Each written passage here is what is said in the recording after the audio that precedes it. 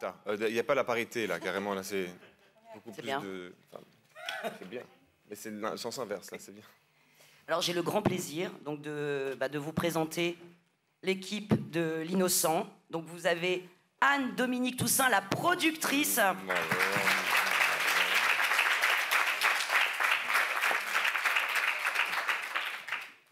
Monsieur Roche-Dizem.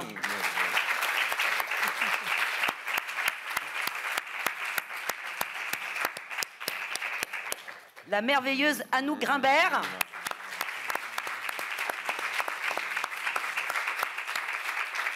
Et le réalisateur, scénariste, acteur de son film, Louis Garrel.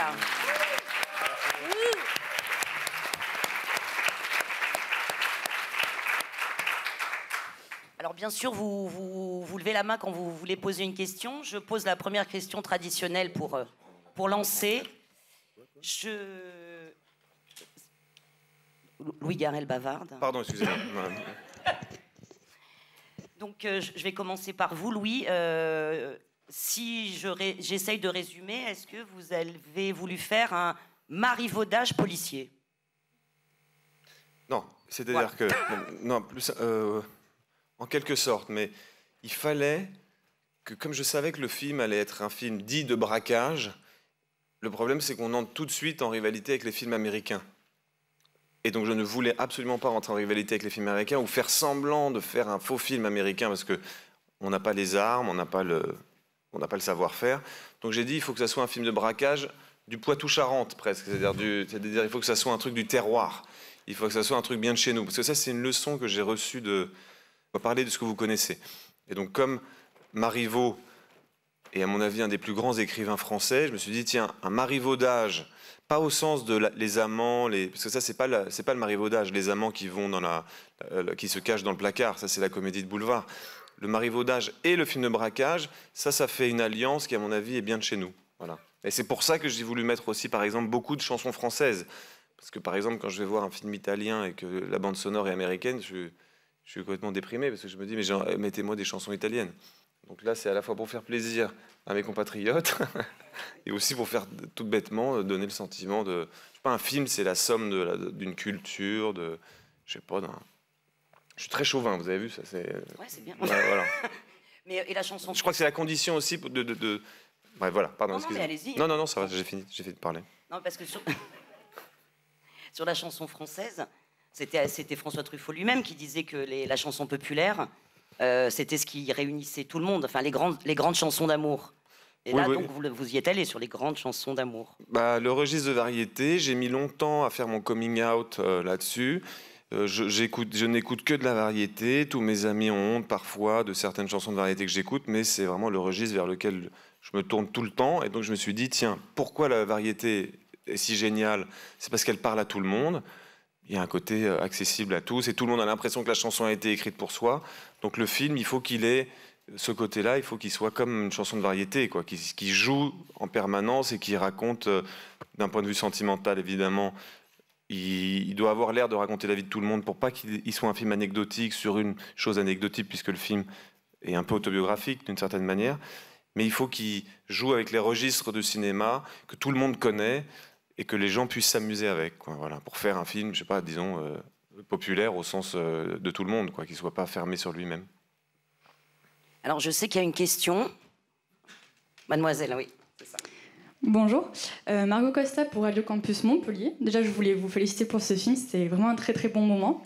Face à plusieurs scènes, j'avais l'impression de me retrouver face à des cases de BD ou de comics, et je voulais savoir si c'était quelque chose de souhaité lors de l'écriture ou qui a pu vous inspirer, Louis. Le cinéma, il a des comptes à rendre à la bande dessinée dans le sens de son expressivité. C'est-à-dire qu'il faut que les situations soient... On n'a pas beaucoup de temps, on a 1h30 pour raconter une histoire, à part les grands génies ou les grands poètes qui, eux, sont pas du tout là-dedans. En tout cas, quand on est on s'estime être plutôt narratif, ce que je suis, c'est-à-dire je raconte une histoire, il faut que les lignes, elles soient très claires. Et dans la bande dessinée, les lignes, elles sont très claires. Donc il y a quelque chose comme ça de cartoonesque parfois. Mais c'est aussi parce que j'essaie de fuir le naturalisme, qui est un genre que je ne supporte plus beaucoup, parce qu'il a pris trop de place dans le cinéma, à mon sens, et qui du coup il laisse en retrait le travail de l'acteur. C'est-à-dire que l'acteur est employé pour sa nature la plupart du temps, ou ce qu'il est à peu près, et que du coup moi je pense que le cinéma, les gens vont au cinéma aussi pour voir des performances d'acteurs, sauf si on est un très grand cinéaste, poète comme l'a été Bresson ou même Piala. Ça ne veut pas dire qu'il n'y a pas de performance d'acteur dans ces films, mais d'une certaine manière il y a moins cette espèce de collusion entre l'acteur et le personnage qui fabrique un nouvel être qui serait l'acteur de cinéma, quoi, ou le personnage de cinéma. Et du coup, voilà, j'ai emprunté, ça me déplaît pas du tout cette histoire de cartoon et de BD, parce que j'emprunte à la BD de grosses situations qui permettent aux acteurs de pouvoir jouer gros, voilà, de pouvoir jouer grand. De sorte que les performances d'acteurs, ça c'est ce que je voulais depuis le départ, soient des performances que j'espérais, parce que je savais aussi que j'allais travailler avec de grands acteurs spectaculaires, au sens du spectacle, quoi, qu'elle allait faire spectacle, que le spectacle des acteurs jouants serait un des spectacles du film. Voilà. Qui d'ailleurs, pardon, après j'arrête de parler, excusez-moi, qui est aussi une des raisons pour lesquelles vous aimez, ou tout le monde aime beaucoup le cinéma américain. C'est parce que le cinéma américain, il est aussi très, très, très sur les acteurs. J'avais entendu d'ailleurs une fois, il y avait une conférence, alors il l'a fait aussi un peu par provocation, d'Orson Welles, à la Fémis, que j'avais regardé, j'aimais beaucoup parce qu'il était devant une assistance de metteur en scène de la Fémis, c'était de l'IDEC à l'époque, il avait dit « Mais est-ce que vous pensez vraiment que le public va au cinéma pour les metteurs en scène ?»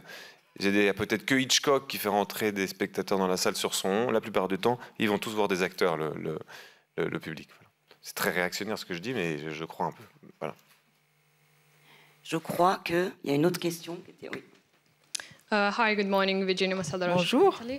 Vous avez parlé des chansons et je me posais la question, pourquoi avoir choisi ces chansons-là? Il y a une chanson vers la fin du film. Pourquoi ce choix? L'Italie est un pays très indépendant. La personne qui chante cette chanson a un caractère très prononcé, comme le personnage dans votre film. Est-ce qu'il y a une relation donc entre les chansons et les caractères, les personnages dans le film? Comme si ça m'était arrivé une fois avec Fabrizio De André, qui est un chanteur italien, je m'étais fait tomber dessus par tous les Italiens. Ils me disent « Mais pourquoi tu as choisi Fabrizio De André ?» Comme si le chanteur leur appartenait. J'aime bien cette... Et en fait, oui, c'est à peu près ça. Gianna Nannini, c'est la chanson, on l'entend même dans son grain de voix. Et comme il s'agissait, dans le film que j'ai coécrit avec Naïla Guiguet et Tanguy Viel, et Naïla m'a beaucoup aidé là-dessus, qu'il fallait fabriquer des personnages de femmes très fortes, très indépendantes, qui n'avaient pas besoin des hommes et tous ces trucs-là, ou qu'elles existaient par eux-mêmes. Le fait que tout d'un coup, cette voix forte de cette chanteuse italienne venait clore le film, et j'aimais bien que ça soit clos aussi par une voix de femme, le film. C'était une voix de... elle est presque une rockeuse, Gianna Nannini. Voilà. Alors, justement, puisqu'on est sur les... Et c'était aussi, pardon, j'ai fini. C'est aussi pour emprunter à l'esprit du cinéma italien qui me plaît, qui a été un grand cinéma d'acteurs. Et le cinéma italien travaille beaucoup sur le tragicomique, et que mon film emprunte beaucoup à la tragicomédie, qui est quand même beaucoup qui existe beaucoup chez les Italiens, et c'est les acteurs italiens, et chez les Italiens aussi, je dois dire. Que vous êtes tous des acteurs tragicomiques, même dans la rue, quand on va en Italie, on voit... Les gens sont tous des acteurs en Italie, je veux dire. Le garçon qui travaille, qui me sert la pizza, il me fait toujours un spectacle avant de me servir la pizza. C'est pour ça qu'on va en Italie, d'ailleurs, aussi.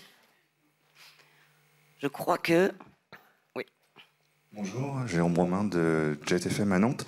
Vous utilisez la technique du split screen à un moment donné dans le film, où on voit l'écran se divise et on voit juste votre regard en bas de l'écran, qui rappelle pas mal de polars américains justement des années 70. Et pourquoi ce choix technique? D'ailleurs, la scène me rappelle aussi un épisode de Columbo. Et je voulais savoir pourquoi avoir choisi cette technique. Par plaisir par plaisir de cinéphile. Alors, elle a été beaucoup... Il y a L'Étrangleur de Boston, qui est le plus beau film de split screen. Et après, ça a été fait beaucoup, très très brillamment par De Palma. J'aimais bien l'idée que dans ce film, qu'il y a un moment donné, comme je change de registre au fur et à mesure du film, là, tout d'un coup, je faisais un film de filature. Et c'est-à-dire de quelqu'un qui observe et qui est en train d'espionnage. Parce que c'est les films d'espionnage, en fait, beaucoup. Les split screens, ils appartiennent aux films d'espionnage. C'est quelqu'un qui regarde, et comme c'est très cinégénique, un homme qui espionne un autre homme, parce que c'est ce qu'on est en train de faire quand on regarde un film, en fait.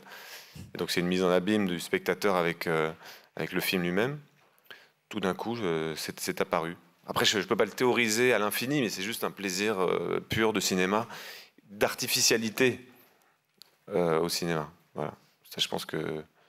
Enfin, j'espère que ça se voit dans le film. J'essaye vraiment que le film soit artificiel, quoi, et qu'il y ait plein de... Non, mais il joue avec plein de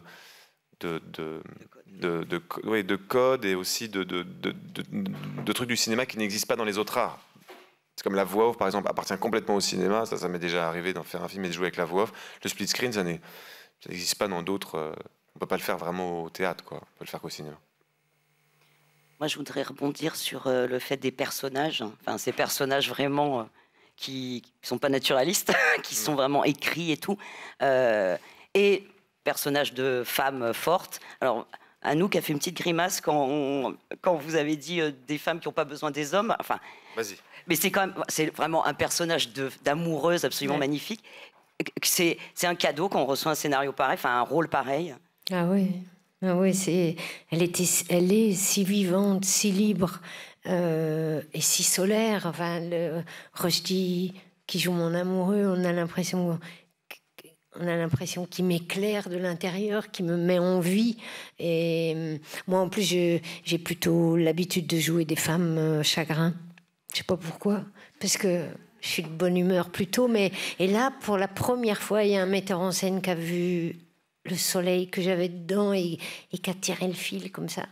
Mais c'est vrai que c'est un personnage... Enfin, les deux femmes sont fortes, elles sont toniques, il ne faut pas les emmerder, et elles sont libres, elles font ce qu'elles veulent, elles choisissent. Mais par contre, elles ont vraiment besoin de l'amour. Ah oui. Ouais. J'ai pas dit qu'elles n'avaient pas besoin d'amour. Quand t'as pas besoin des hommes, t'es emmerdé quand même. T'en sais rien, bon, d'accord. Et Rushdie, la même question, mais sur ce rôle un peu... c'est-à-dire, vous qui jouez souvent justement des rôles virils, et cette espèce de virilité décalée, c'est-à-dire ce type en fait extrêmement tendre, qui panique complètement et qui fait un casse en fait par amour, qui se remet un peu dans la mouise à cause de ça. Enfin, est-ce que c'est agréable de recevoir ça, quoi? Oui, la démarche de Louis de me proposer ça, ce personnage un peu gauche, qui n'est pas du grand banditisme, hein, et c'est un bandit un peu maladroit, qui décide, en sortant de prison, d'ouvrir une boutique de fleurs. Oui, évidemment, ça me séduit, parce qu'il y a un côté un peu dérisoire, comme ça, que j'aime beaucoup, et qui vient casser un peu, justement, les propositions qui me sont faites habituellement de personnages comme ça, très... marmoréen, très charismatique et qui n'ayant peur de rien. J'adore que ce personnage soit aussi vulnérable et surtout animé par le sentiment amoureux qu'il a pour cette femme. Et sa tentative également, puisque quand on aime une femme, il faut surtout séduire son enfant, oui, pour que ça puisse se concrétiser dans le temps. Voilà, oui, bien sûr que ça me séduit. Je crois qu'il y a d'autres questions. Après, je reprendrai. Là. Bonjour, Stéphanie Olivi, Corriere della Sera. Et pour Louis Garrel, vous avez dit qu'il y a quelque chose d'autographique dans cette histoire. Pouvez-vous expliquer un peu plus cet aspect? Merci. Oui, non, c'est autobiographique enfin, c'est autobiographique. Ça part d'une expérience autobiographique. Kate Knox, ma mère a travaillé pendant 20 ans en prison et elle a fait des films en prison. Elle a fait des spectacles de théâtre. Donc moi, toute ma jeunesse. Très tôt, vers 9-10 ans, à la maison, j'avais des types qui sortaient de prison, même des femmes, parce qu'elle a animé des ateliers en prison de femmes. Donc c'est un monde que j'ai côtoyé très jeune, qui m'est donc assez familier, quoi, qui est d'une certaine manière très banal pour moi. Et ça me plaisait, pour pas arriver à faire une chronique anecdotique, il fallait que je fictionne énormément et que je fasse un objet de cinéma très référencé, pour cette raison-là aussi, pour pas faire une chronique, je sais pas, toute monotone. Voilà.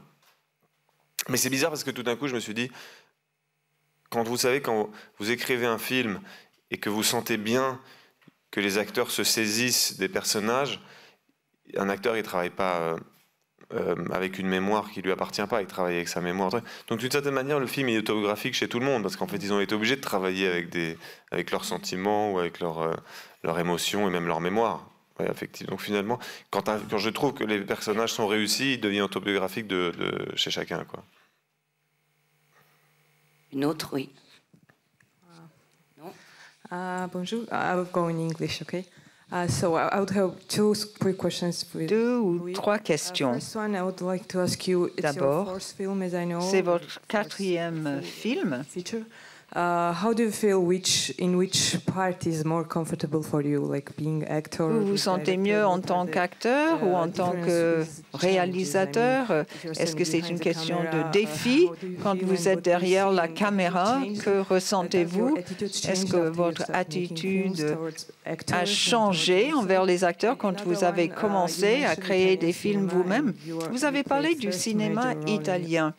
Un de vos plus grands rôles a été dans un film de Bertolucci. Comment est-ce que ce film-là a défini votre carrière par la suite en tant que réalisateur et acteur? Quand vous êtes metteur en scène, la grande différence entre metteur en scène et acteur, c'est que pendant la préparation et le tournage, quand vous êtes metteur en scène, vous n'avez plus de vie privée.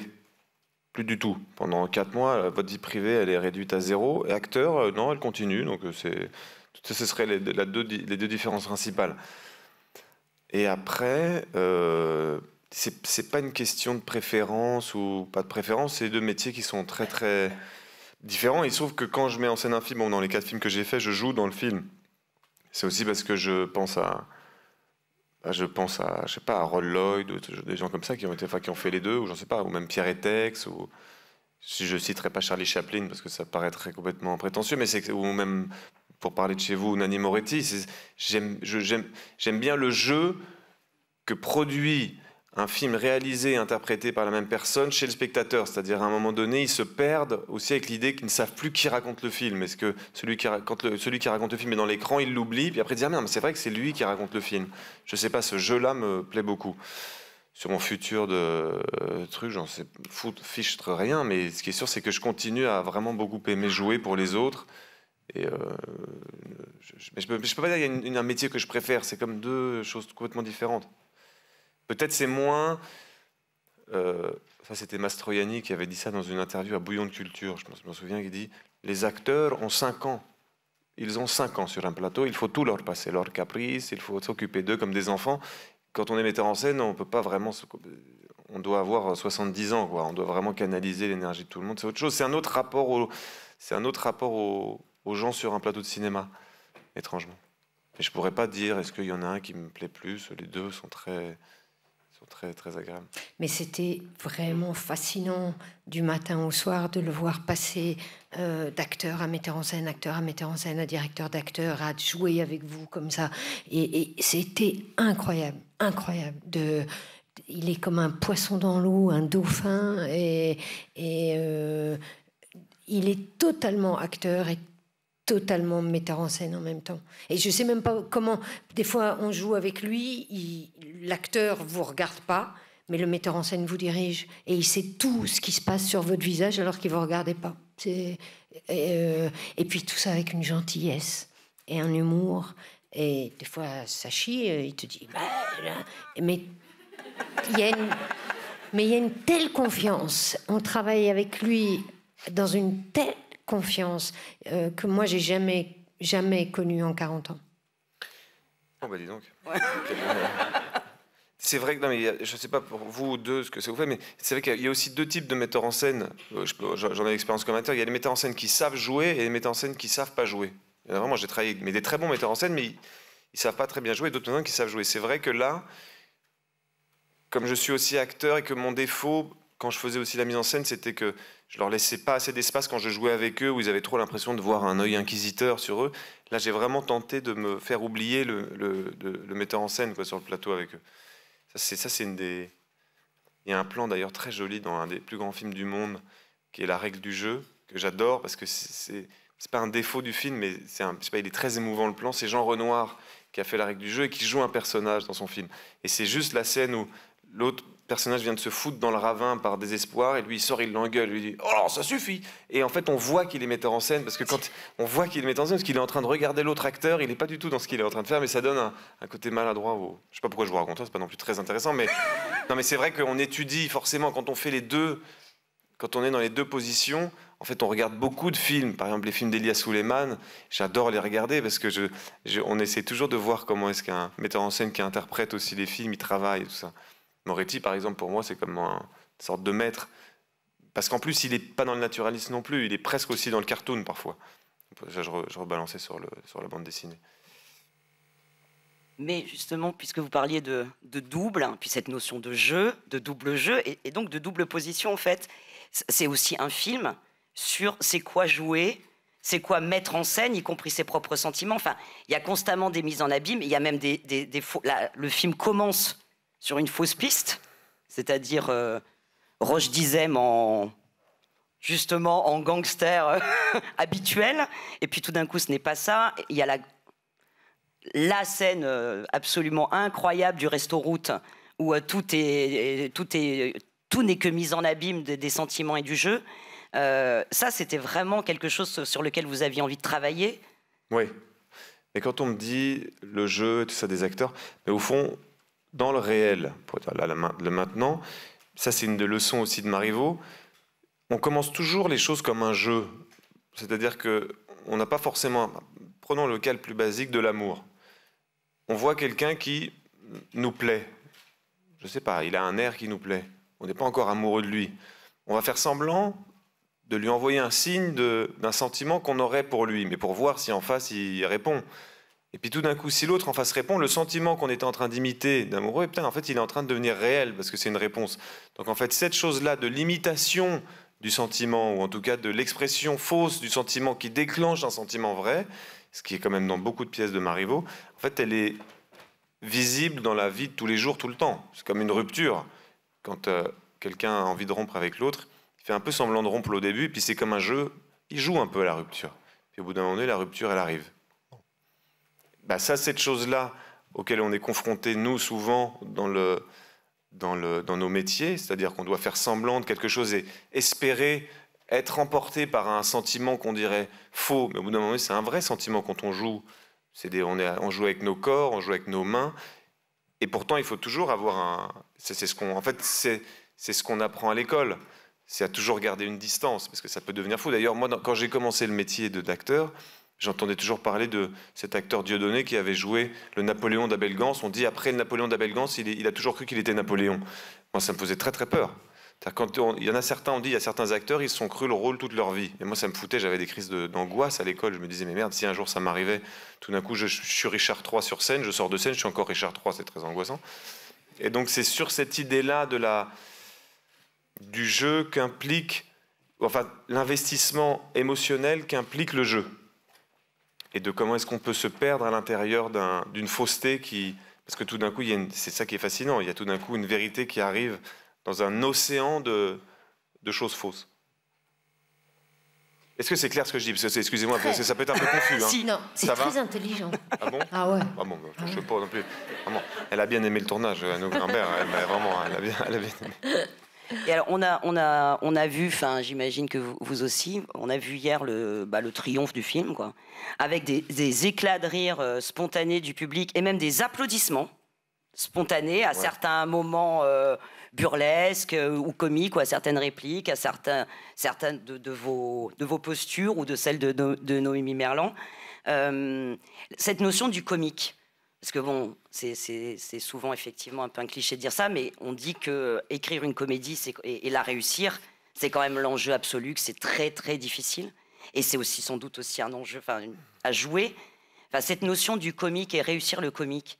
Enfin, chez vous, les acteurs, comme chez vous, scénaristes. Mais je suis pas sûr que le scénario se lisait comme une comédie. Toi, tu l'as lu comme une comédie, toi? Non, c'est une dimension qui m'a échappé. Mais parce qu'en plus, il ne faut pas se laisser piéger. En tout cas, parfois, quand on dit « Ah, voilà, c'est une comédie », d'un coup, on est un peu léger, même dans la façon même d'interpréter le personnage. On se dit « Ah, bah, ça veut dire que je peux en faire un peu davantage. C'est pas grave si je ne suis pas crédible. » Et comme d'abord, tu ne l'as pas vendu comme ça, c'est vrai qu'on n'a pas pensé... le sentiment amoureux, on a voulu le jouer à fond et d'y mettre l'énergie qu'il fallait. Comment? Ah, pardon. Et ah oui, putain, oui. C'est mieux. Et du coup, je ne sais plus où j'en étais. Oui, on a mis l'énergie qui nous paraissait nécessaire pour jouer tout ça, mais souvent la comédie, il y a ce problème qui nous semble... C'est une erreur, à mon avis. On a toujours ce sentiment de connivence quand on fait une comédie, que là, tu as gommé complètement dans le jeu. C'est-à-dire que dès qu'on avait l'impression de se dire c'est une comédie, donc il faut y penser, donc il ne faut pas hésiter à avoir l'œil qui frise, etc. Finalement, j'ai abordé ça, moi en tout cas, j'ai abordé ce film avec le plus grand des sérieux. Et je pense que la comédie, il n'y a rien de plus sérieux que la comédie. C'est mon avis. Non ? Si, t'as raison. Non, c'est juste que je me disais pourquoi est-ce qu'une... parce que de temps en temps, les gens, comme j'ai une réputation de mec vraiment très chiant, souvent on me dit parce que dans la vie, les gens me rencontrent et disent en fait, tu étais quand même assez drôle. Pourquoi tu fais pas des comédies? Mais parce qu'aussi, c'est une situation qui devient burlesque ou comique, parce qu'il y a des comédies qui sont obscènes dans le sens où elles sont complètement détachées de l'existence. Enfin, je sais pas comment elles sont. Ouais, elles sont trop fabriquées ou j'en sais rien. J'aurais vraiment dû. Il faudrait appeler Mel Brooks, par exemple, qui saurait peut-être théoriser là-dessus. Moi, je ne saurais pas théoriser, mais ce que je sais, c'est que c'est évidemment plus la situation est solide, plus les sentiments sont apparemment même très tourmentés, plus ensuite, si on se permet de jouer un peu plus fort que d'habitude, alors la comédie, elle est acceptable tout d'un coup. Parce qu'en fait, la comédie, c'est simplement d'accepter de jouer un peu plus gros dans la représentation des rapports humains. Voilà. C'est pour ça que c'est encore une... Mais c'est une bonne porte de sortie pour fuir le naturalisme. C'est-à-dire, mais plus que de comédie, dans ce film-là, il me semble, j'en sais qu'il y a un côté tragique-comédie. Voilà.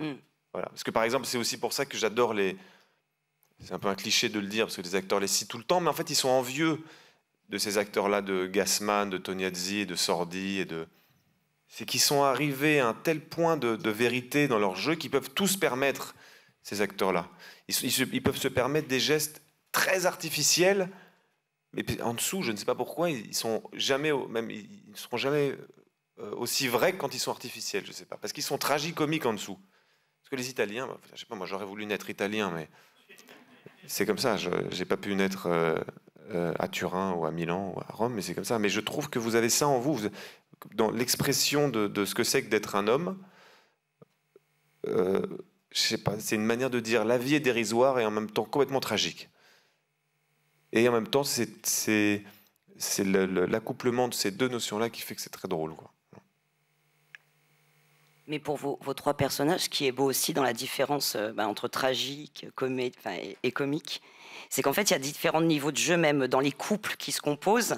Puisque, par exemple, il y a plus de comédie entre vous deux, puisqu'il y a beaucoup de paranoïa et de tentatives d'approchement. Beaucoup de comédie entre vous deux, et pas de comédie, enfin, ou en tout, et du sentiment pur entre vous deux. Enfin, il y a tout un jeu, il y a une circulation où les sentiments et le niveau de jeu n'est pas le même. Est-ce que ça, c'est ça qui crée ce mélange car les couples n'ont pas les mêmes rapports de jeu les uns avec les autres, quoi. Comment vous avez formé vos couples, d'ailleurs, ce casting incroyable? Ce que je peux dire aussi, pardon. Mais bon, ça c'est une leçon de John Cassavetes, qui est probablement le plus grand metteur en scène. Enfin voilà, qui est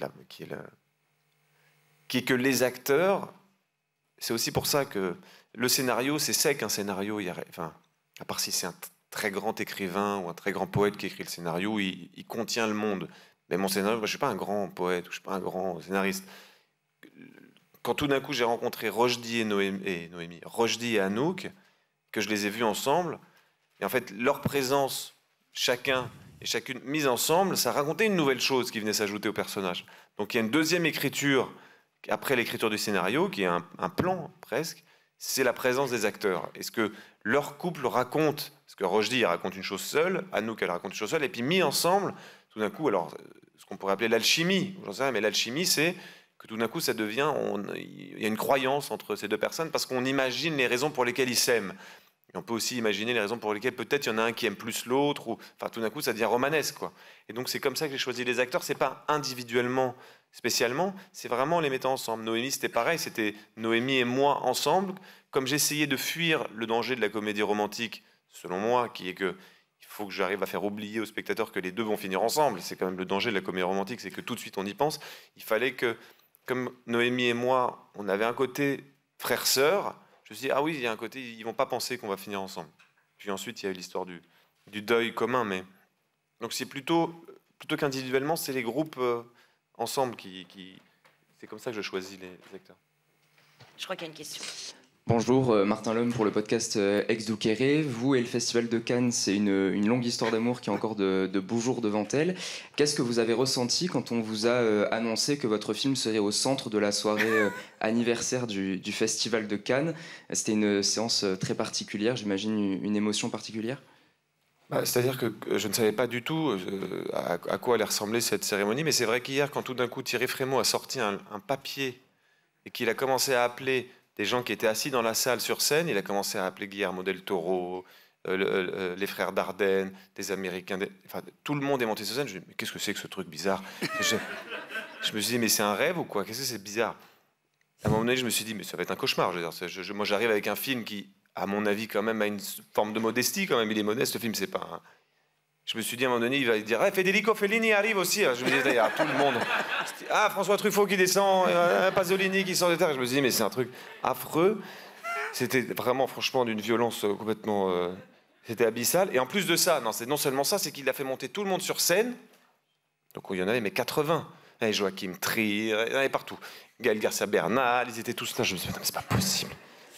Ça ne s'arrêtait pas en plus. Il y avait comme ça. Je me suis dit, il m'a fait monter sur scène. Il m'a mis devant comme, je sais pas, un enfant de cœur. Il m'a donné le micro, il m'a dit « Dis-nous ce que tu ressens maintenant, il y a ton film qui va être projeté. » Bref. Et heureusement que, je sais pas, heureusement qu'il y avait les gens au premier étage, parce que je m'accrochais à eux, je me disais « Sauvez-moi ». Parce que c'était une situation, honnêtement, qui n'était pas... Mais allez, à la fois, c'était... Bon, ça, je dis ça pour vous faire rigoler, mais sinon, c'était très... C'est une position tellement honorifique, et tellement... En fait, il y avait un truc joyeux, bizarrement. Je pense qu'ils ont peut-être eu beaucoup d'empathie pour moi. Tous, ils se sont dit, pauvre mec. Et du coup, ils ont eu une empathie pour le film. Parce que moi, je pensais à mon film. Je me disais, c'était fantastique pour lui d'être regardé. Et bizarrement, pas parce que c'était toutes des sommités. C'est-à-dire que le Festival de Cannes, ce qui est fantastique avec le festival, c'est que c'est un festival international et qu'il est regardé par des gens qui viennent du monde entier. Donc tout d'un coup, le film, il est regardé par des gens qui viennent de partout. C'est vraiment très joyeux. Et en plus, il y avait tout ça et ma mère. Oh, purée. Oui. On dirait carrément une blague, ce truc. Juste avant de vous donner la parole, elle avait lu le scénario? Oui. Bien sûr. Oui, elle n'a pas découvert... Non, elle n'a pas découvert, mais quand même, elle a découvert, si. Mais elle l'a lu. Mademoiselle. Bonjour, donc je suis Clémentine Abadi du média Road to Cinéma. Donc déjà, félicitations pour le film. Aujourd'hui, il est ici au Festival de Cannes. Mais évidemment, un film ne se fait pas tout seul et je pense aussi à la production. Comment, Anne, vous avez accueilli ce film quand Louis Garrel vous l'a proposé? Enfin, en tout cas, comment est née cette collaboration? Et avant qu'il soit le résultat de ce qu'il est aujourd'hui, quels ont été les gros challenges de ce tournage? Bonjour. Alors, j'ai produit le premier film de Louis Garrel, Les Deux Amis, et c'était en 2015. Le film a été présenté ici à Cannes à la Semaine de la Critique en 2015. Et ensuite, assez naturellement, on a réfléchi à faire un autre film ensemble à ce moment-là, en 2015. Et en fait, la première fois que Louis m'a parlé de ce projet, mais qui était vraiment à l'état d'embryon, c'était juste après Les Deux Amis en 2015. Et nous sommes en 2022. Et donc, en fait, il y a eu un long chemin d'écriture, de maturation, qui, je pense, finalement, a été extrêmement bénéfique parce que ça a affiné le désir de Louis pour ce film-là. Et puis sur l'écriture du scénario aussi, il y a eu plein de péripéties. Il a fait 2 autres films entre-temps. Il a joué dans plein de films comme acteur. Le scénario, il a commencé tout seul. Ensuite, il y a Tanguy Viel, l'écrivain Tanguy Viel. Ils ont coécrit ensemble. Ensuite, ça s'est arrêté. Ensuite, ça a repris. Après, Neila Guiguet, sur la dernière ligne droite, est intervenue. Donc, il y a eu énormément d'étapes et presque 7 ans. Et donc, c'est un peu, pour une productrice, c'est un peu... il faut savoir s'adapter, il faut savoir attendre. Mais surtout, c'est vraiment intéressant sur l'affinage et la maturation de ce film. Et je pense que encore une fois, que ça a été bénéfique et que ça a permis vraiment d'aller à l'os sur ce qu'il voulait raconter. Non? Oui. Oui. Non, je me demande de confirmer, oui. Non, Dominique est très forte dans la lecture des scénarios. C'est vrai, quand un metteur en scène, c'est ce qui Des fois, on s'emporte quand on écrit. Et Anne-Dominique, tout d'un coup, je lui envoie une version, elle te dit juste 2-3 trucs assez essentiels. Parce qu'elle est très... Je sais pas, c'est comme si elle avait un regard très... Les gens qui sont spécialistes dans le cinéma, ils manquent parfois de naïveté. Parce qu'en fait, ce qui est le plus difficile, je trouve, quand on fait un film, c'est que le moment où... Là, c'était la première projection avec autant de gens dans une salle. Donc, je voyais un regard naïf sur le film. Vous voyez ? Et tout d'un coup, paf. Et en fait, Anne-Dominique conserve ça. C'est sa plus grande qualité de productrice, à mon sens. En permanence, elle garde sa naïveté. Et elle est comme une première spectatrice tout au long du film. Donc, elle n'est pas là à s'obséder sur des petits détails. Quand on fait des films, on devient obsessionnel sur des petits trucs en fait, que les gens ne voient même pas. C'est comme si j'avais un spectateur du film au long cours, comme ça, vous voyez, qui regardait le film, qui me permettait d'avoir un son, un diapason de quand il se rapprochait dans la salle. Très, très, très bénéfique pour moi. Moi, j'aimerais juste poser une dernière question, parce qu'après, on est obligé de terminer, mais peut-être parler de... Je sais que Jean-Claude Carrière n'a pas vraiment travaillé sur ce film, mais ça a été vraiment un magnifique compagnon de route pour vous. Mais je crois qu'il vous a suggéré une petite idée, un plan quand même, je crois pas me tromper. Oui, parce que Jean-Claude, il m'incitait. La leçon j'ai eu la chance de côtoyer Jean-Claude, avec qui je suis devenu ami, que c'était comme Harold Desmaudes. Et Gonte, c'est lui qui... Je voyais que son obsession, lui, c'était de dire... Lui qui était vraiment un narrateur, un pur narrateur, son obsession, c'était de dire la scène suivante ne doit jamais être anticipée par les spectateurs. C'est ce réflexe-là qui m'a donné, auquel j'essaie de penser. Et puis il avait de temps en temps des idées très visuelles, et c'est lui qui, à la fin, m'a dit, quand il est au cimetière et qu'il doit livrer le caviar, ça serait bien qu'il y ait un petit chat qui lèche sur son pantalon de caviar. Donc quand j'ai vu le film hier, j'ai dit, tiens, ça c'est la dernière idée de scénario de Jean-Claude Carrière, j'ai trouvé ça très joli. Un petit chat dans un cimetière qui lèche un caviar sur des chaussettes. Bon, écoute, je vous remercie et je voudrais que vraiment vous applaudissiez ce merveilleux film.